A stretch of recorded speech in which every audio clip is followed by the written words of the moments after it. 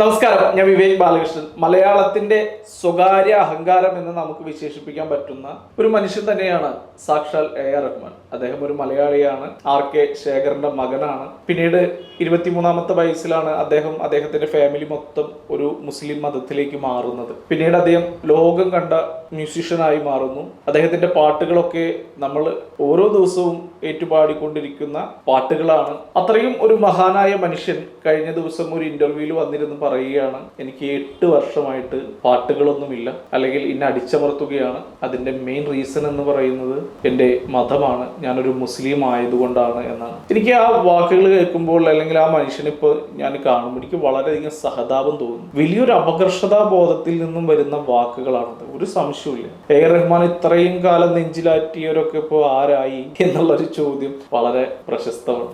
ലഗാനിലെ പാട്ടെടുക്കുക, ഇസ്ലിയേ രാധ ചലേ ഇസ്ലിയേ രാധ ചലേ, എന്തു മനോഹരമായ പാട്ടാണ്. അതൊരു മുസ്ലിമാണ് ചെയ്തത്, അതിൽ അഭിനയിച്ചത് അമീർ ഖാനാണ്. അയാളൊരു മുസ്ലിമാണ് എന്ന് കരുതിയിട്ട് ഏതെങ്കിലും ഹിന്ദുക്കൾ ആ പടം കാണാതിരുന്നിട്ടുണ്ടായിരുന്നു ആ കാലത്ത്? ലഗാൻ ആദ്യത്തിൽ എനിക്ക് തോന്നുന്നു ആദ്യമായിട്ട് ഓസ്കാറിലേക്ക് എൻട്രി കിട്ടുന്ന ഒരു സിനിമയാണ് ലഗാൻ എന്ന് തോന്നുന്നു. അതുപോലെ എത്ര പടങ്ങൾ, ഒരുപാട് പടങ്ങൾ റഹ്മാൻ ചെയ്തിട്ടില്ല, ഒരുപാട് പാട്ടുകൾ. 90 കിഡ്സിന്റെ 80 കിഡ്സിന്റെ ഒക്കെ കാലഘട്ടങ്ങൾ എന്ന് പറയുന്നത് അവരിനി 90, ഞാൻ പറയാറുള്ള പോലെ ഒരു 100 വർഷം ജീവിച്ചാലും ഈ പാട്ടുകളൊന്നും മറക്കില്ല. അത്രയധികം നല്ല പാട്ടുകൾ ചെയ്ത മനുഷ്യനാണ് AR റഹ്മാൻ. അദ്ദേഹത്തിന്റെ ഈ വാക്കുകൾ ഏറ്റവും കൂടുതൽ ചർച്ച ചെയ്യപ്പെടുന്നത് ഇതിലെ രാഷ്ട്രീയമാണ്, അല്ലെങ്കിൽ എന്താണ് ഇത്തരത്തിലുള്ള വർഗീയതകൾ ഒരുപാട് ഉയർന്നു വരുന്നു. അദ്ദേഹം സൂഫി സംഗീതത്തെ ഒരുപാട് പുകഴ്ത്തി പറയുന്നു, അത് മറ്റുള്ളവർക്ക് ഇഷ്ടപ്പെടുന്നില്ല. അദ്ദേഹം ഏത് സംഗീതത്തെ വേണമെങ്കിൽ പുകഴ്ത്തി പറയട്ടെ, അല്ലെങ്കിൽ അദ്ദേഹം ഏത് കാര്യങ്ങളെ വേണമെങ്കിൽ പുകഴ്ത്തി പറയട്ടെ. ഏറ്റവും കൂടുതൽ അദ്ദേഹം യൂസ് ചെയ്തിട്ടുള്ള കർണാട്ടിക് മ്യൂസിക്കിലാണ്. കർണാട്ടിക് മ്യൂസിക്കില് 72 മേളകർത്ത രാഗങ്ങളാണ്. ആ 72 മേളകർത്ത രാഗങ്ങളിലും എനിക്ക് തോന്നുന്നു അദ്ദേഹം സംഗീതം കമ്പോസ് ചെയ്തിട്ടുണ്ടായിരിക്കും. അത്രയും വലിയൊരു ലെജൻഡാണ്. ഇത് കേൾക്കുമ്പോൾ ആരെങ്കിലും വിചാരിക്കും ഞാൻ സംഘികളെ അനുകൂലിക്കുകയാണ്, അല്ലെങ്കിൽ സംഘി മൈൻഡാണ്, നരേന്ദ്രമോദിയെ പുകഴ്ത്തി പറയുകയാണ്. എന്താവശ്യമുണ്ട്? ഒരു സംഗീതത്തിന്റെ കാര്യം പറയുമ്പോൾ നമുക്ക് രാഷ്ട്രീയം പറയേണ്ട ആവശ്യം? ഇപ്പോഴും AR റഹ്മാൻ ഒരു പാട്ട് ചെയ്തു കഴിഞ്ഞാൽ അതിന് നമ്മൾ ഇന്ത്യ ഭരിക്കുന്ന നരേന്ദ്രമോദി അല്ല, ആരായാലും ഇന്ത്യയിലെ ജനങ്ങൾ അത് സ്വീകരിക്കും എന്നുള്ള കാലത്തിൽ യാതൊരു തർക്കവുമില്ല. പക്ഷെ അദ്ദേഹത്തിന്റെ പാട്ടുകൾ ആ രീതിയിലോട്ട് വരുന്നില്ല എന്നുള്ളതാണ് ഏറ്റവും വലിയ ഒരു വിഷമമായി തോന്നിയിട്ടുള്ളത് പലപ്പോഴും. ഒന്ന് ആലോചിച്ച് നോക്കുക, ഇപ്പൊ റീസെന്റ് ഹിറ്റ് ആയിട്ടുള്ള മുത്തുമഴ എന്ന പാട്ട് ചിന്മയി പാടിയപ്പോഴാണ് ഹിറ്റായത്. തമിഴിലെ മറ്റൊരു ഗായിക അത് പാടിയപ്പോൾ ഹിറ്റായില്ല. അപ്പൊ അതിന്റെ കാര്യം എന്ന് പറയുന്നത് അദ്ദേഹത്തിന് ഈ പാട്ടിന്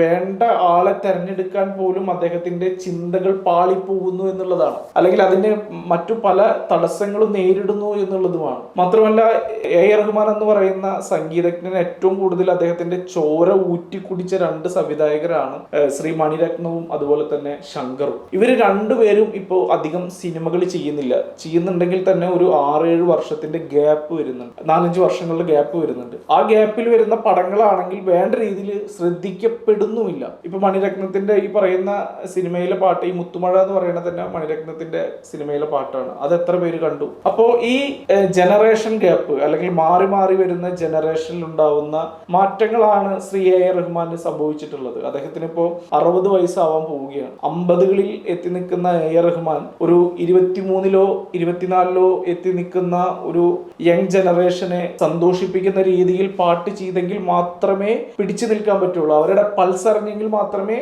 പിടിച്ചു നിൽക്കാൻ പറ്റുള്ളൂ. അപ്പോൾ അതിലേക്ക് ഇറങ്ങി ചെല്ലുക എന്ന് പറയുന്നത് ലെജൻഡ് ആയിട്ടുള്ള ആളുകൾക്ക് ഒരുപാട് പ്രയാസം ഉണ്ടാക്കുന്നതാണ്. അനിരുദ്ധ് പോലെയുള്ള ആളുകൾ ഇൻഡസ്ട്രിയിലേക്ക് കടന്നു വരുമ്പോൾ അത് വലിയൊരു മാറ്റം ഉണ്ടാക്കുന്നു. അവരുടെ പാട്ടുകൾ ആളുകൾ ഇഷ്ടപ്പെടുന്നതിന്റെ കാര്യം അനിരുദ്ധ് ആ പ്രായത്തിൽ ആയതുകൊണ്ടാണ്. അനിരുദ്ധും ഏകദേശം 50 വയസ്സാകുമ്പോൾ ഇത് സാധ്യമല്ല. നമ്മളെ മലയാള സിനിമ എടുത്തു നോക്കുക, മോഹൻ സിത്താരയും വിദ്യാസാഗറും ഒക്കെ തകർത്താടിയിരുന്ന വർഷങ്ങൾ ഉണ്ടായിരുന്നു. 2000 ആവട്ടെ, അതുപോലെ 90, 98 കാലഘട്ടങ്ങളിലൊക്കെ. ഇപ്പൊ വിദ്യാസാഗറും മോഹൻ സിത്താരയ്ക്കും സംഗീതം ചെയ്യാൻ പറ്റുന്നു. മോഹൻ സിത്താർ ഒരു ഹിന്ദു, അതുപോലെ വിദ്യാസാഗർ ഒരു ഹിന്ദു ഒക്കെ ആയതുകൊണ്ടാണോ അവരെ മാറ്റി നിർത്തപ്പെടുന്നത്? അവരിപ്പോഴും സിനിമ ചെയ്യുന്നുണ്ട്, പക്ഷെ ആ സിനിമകളൊന്നും ഹിറ്റാവുന്നില്ല, പാട്ട് ഹിറ്റാവുന്നില്ല. ആവുന്നില്ല. അതിന്റെ മെയിൻ റീസൺ അവർക്ക് ഈ പറയുന്ന കാര്യങ്ങളാണ്, അല്ലാതെ അവർ ഹിന്ദു ആയതുകൊണ്ടല്ല. റഹ്മാന്റെ ഒരുപാട് പാട്ടുകൾ ഹിറ്റാക്കിയ ഒരു മനുഷ്യനാണ് നമ്മുടെ ചിത്ര ചേച്ചി, സുജാത ചേച്ചി, മരിച്ചുപോയ നമ്മുടെ പി ജയചന്ദ്ര സാറ്, യേശുദാസ് ഒക്കെ ഇപ്പൊ പാട്ട് പാടുന്നുണ്ടോ? അപ്പൊ ഈ ചിത്ര ചേച്ചിയുടെ ഏതെങ്കിലും പാട്ടുകൾ ഇപ്പൊ വലിയ ഹിറ്റ് ആവുന്നുണ്ടോ? സുജാത ചേച്ചി പാടുന്ന പാട്ടുകൾ ഇപ്പൊ ഹിറ്റ് ആവുന്നുണ്ടോ? ഒന്നും ആവുന്നില്ല. അതിന്റെ കാരണം ഇതാണ്, ഈ ജനറേഷനെ എന്താ പറയാ അട്രാക്ട് ചെയ്യാൻ ഈ പറയുന്ന ആളുകൾക്ക് സാധിക്കുന്നില്ല, അല്ലെങ്കിൽ ഇവരുടെ സംഗീതത്തിന് കഴിയുന്നില്ല എന്നുള്ള ഒരു പരമ യാഥാർത്ഥ്യം മനസ്സിലാക്കണം. ഇവിടെ ഇപ്പോൾ പുതിയ ആളുകൾ വന്നുകൊണ്ടിരിക്കുന്നുണ്ട്, അവിടെയും ജാതി മതങ്ങൾ തടസ്സം നിൽക്കുന്നില്ല എന്നാണ് എനിക്ക് തോന്നുന്നത്. ജാതി മതം ഒന്നും ഇല്ല എന്നല്ല പറയുന്നത്, 100% ഉണ്ട്, അതൊരിക്കലും ഇല്ല എന്ന് പറയുന്നില്ല. പക്ഷെ റഹ്മാനെ പോലെയുള്ള ഒരാളെ ആളുകൾ നെഞ്ചിലേറ്റിയത് ഒരിക്കലും ഒരു മതം നോക്കിയിട്ടോ ജാതി നോക്കിയിട്ടോ ഒന്നും ആയിരിക്കില്ല എന്നുള്ള കാര്യത്തിൽ ഒരു സംശയമില്ല. കാരണം അദ്ദേഹത്തിന്റെ സംഗീതം എന്ന് പറയുന്നത് അതിഭീകരമാണ്, എല്ലാ സംഭവത്തിനേക്കാൾ അപ്പുറമാണ് സംഗീതം എന്ന് നമ്മളെ വീണ്ടും വീണ്ടും ഓർമ്മപ്പെടുത്തുന്ന ഒരു ലെജൻഡറി മ്യൂസിഷ്യനാണ് ശ്രീ റഹ്മാൻ. അദ്ദേഹമാണ് ഇത്തരത്തിലുള്ള വർഗീയത വന്ന് വിളിച്ചു പറയുന്നത്. ഒരിക്കലും പറയാൻ പാടില്ലാത്ത കാര്യമായിരുന്നു. ഒരുപാട് അദ്ദേഹത്തെ ഇഷ്ടപ്പെടുന്നവരുടെ ഇഷ്ടം തീർച്ചയായിട്ടും അത് കുറയാൻ മാത്രമാണ് ഇടവരുത്തുകയുള്ളൂ എന്നുള്ള കാര്യത്തിൽ തർക്കമില്ല. ഈ ജനറേഷൻ ഗ്യാപ്പ് സംഭവിക്കുമ്പോൾ അതിനെ ഉൾക്കൊള്ളാനുള്ള ഒരു മനസ്സുണ്ടാവുമ്പോഴാണ് ഒരാള് ഒരു നല്ല മനുഷ്യനാവുന്നതും ഒക്കെ. ശ്രീ റഹ്മാൻ ഈ ഒരു ഇന്റർവ്യൂവിൽ പറഞ്ഞ രീതി, അല്ലെങ്കിൽ ഞാൻ മുസ്ലിം ആയതുകൊണ്ട് എന്റെ മതം ആയതുകൊണ്ട് എന്നെ മാറ്റി നിർത്തപ്പെടുന്നു എന്ന് പറയുമ്പോൾ ഒരുപാട് പേരിലേക്ക് അത് എത്തുന്നു. ഒരുപാട് പേര് അത് സത്യമാണ് എന്ന് വിശ്വസിക്കുന്നു. ഇനിയിപ്പോ അത് സത്യമാണ് എന്ന് തന്നെ വിചാരിക്കുക, അങ്ങനെ ഒരു സിസ്റ്റം ഇവിടെ നിലനിൽക്കുന്നുണ്ട് എന്ന് വിചാരിക്കുക. ഇത്രയും കാലം റഹ്മാൻ നിലനിൽക്കുന്നത് അദ്ദേഹത്തിന്റെ ഒരു മതം നോക്കിയിട്ടാണോ? അപ്പൊ അദ്ദേഹത്തിനെ ഇഷ്ടപ്പെടുന്ന ഒരുപാട് പേരില്ലേ, അവരെയൊക്കെ അദ്ദേഹം സ്നേഹിക്കുന്നുണ്ട് എന്നാണോ അതെന്ന് മനസ്സിലാക്കുന്നത്? സ്നേഹിക്കുന്നില്ല എന്നാണോ മനസ്സിലാക്കുന്നത്? അപ്പൊ ആർക്കാണ് വർഗീയത ഇവിടെ ഉള്ളത്? അദ്ദേഹം ഇപ്പൊ സൂഫി മ്യൂസിക്കിനെ ഒരുപാട് പ്രൊമോട്ട് ചെയ്യുന്നു എന്ന് പറയുന്നു ചില ആളുകൾ. പ്രൊമോട്ട് ചെയ്യട്ടെ, എന്താണ് കുഴപ്പം? സൂഫി മ്യൂസിക് അത്ര മോശമാണോ? അല്ലെങ്കിൽ സൂഫി സംഗീതം മോശമാണോ? അതും ജനങ്ങൾ ഇഷ്ടമുള്ളവർ കേൾക്കട്ടെ, അത് ഇഷ്ടപ്പെടുന്ന എത്രയോ ആളുകൾ ഉണ്ടാവും. അപ്പോ ഇവിടെ മാറ്റം വന്നത് റഹ്മാനാണോ അതോ ആസ്വാദകർക്കാണോ എന്നുള്ള ഒരു കാര്യം വളരെയധികം തിരിച്ചറിയേണ്ട കാര്യമാണ്. അതിലേക്ക് കടന്ന് അതൊരു വർഗീയമായി ചിത്രീകരിച്ച് ഇപ്പൊ റഹ്മാന്റെ കഴിവ് കുറവല്ല റഹ്മാൻ മാറി നിൽക്കുന്നത്, റഹ്മാൻ ഒരു മുസ്ലിം ആയതുകൊണ്ടാണ് മാറി നിൽക്കുന്നത് എന്ന് വരുത്തി തീർക്കുന്ന ഒരു രീതിയിലേക്കായി മാറുകയാണ്. ഇവിടെ റഹ്മാൻ സമ്മതിക്കുന്നില്ല എന്റെ കുറച്ച് കഴിവ് കുറവാണ്. ഇവിടെ ഇളയരാജ പറഞ്ഞോ റഹ്മാൻ ഒരു മുസ്ലിം ആയതുകൊണ്ട് അയാളെ എല്ലാവരും കൂടി പൊക്കി കൊണ്ടുപോയി എനിക്ക് അവസരം തരുന്നില്ല, അതിന്റെ മെയിൻ കാരണം ഞാൻ ഹിന്ദു ആയതുകൊണ്ടാണെന്ന് ഇളയരാജ തമിഴ്നാട്ടുകാരോടോ സംഗീത പ്രേമികളോടോ പറഞ്ഞിരുന്നു. അവനവൻ മനസ്സിലാക്കണം, അവനവന്റെ കുറവുകൾ വരുമ്പോൾ അവനവന്റെ ഒരു ആളുകളുടെ ഇടയിൽ എല്ലാ കാലത്തും എല്ലാ സമയത്തും ആർക്കും പിടിച്ചു നിൽക്കാൻ എന്ന് വരില്ല എന്നല്ല, പറ്റില്ല.